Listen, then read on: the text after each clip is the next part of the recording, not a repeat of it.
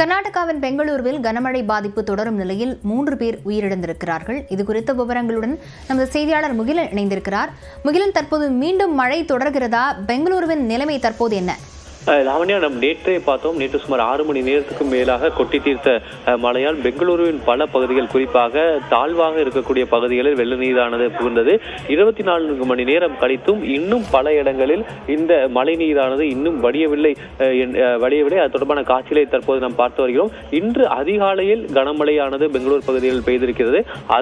அதைத் தொடர்ந்து இதுவரை மழை எதுவும் இல்லை. ஆனால் மழைநீர் இன்னும் பல பகுதிகளில் வடியாமல் இருக்கக்கூடிய காட்சியை தான் நம்மால் பார்க்க முடிகிறது. நேற்று முதல் மக்கள் இன்னும் தங்கள் வீடுகளிலிருந்து வெளியேற முடியாத ஒரு சூழலில் தான் தற்போதும் அங்க சூழ்நிலையானது இருக்கிறது. நேற்று மட்டும் 3 பேர் உயிரிழந்திருக்கின்றனர். மிக முக்கியமாக 2 பேர், ஒரு குழந்தை உட்பட 2 பேர் மின்சாரம் தாக்கி உயிரிழந்திருக்கின்றனர்.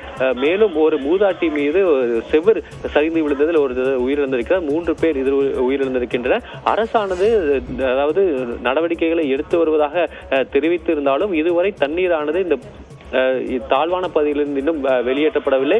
அதே போல பலரும் சமூக வலைதளங்களில் மழைக்காலம் தொடங்குவதற்கு முன்பாக வந்த மழையிலேயே தற்போது பெங்களூரு நகரமானது தத்தளிக்கிறது. அது மழைக்காலம் தொடங்கிவிட்டால் தங்களது நிலை என்ன என்ற கேள்விகளை தொடர்ந்து சமூக வலைதளங்களில் எழுப்பி வருகின்றனர். லாவண்யா, விவரங்களுக்கு நன்றி முகிலன்.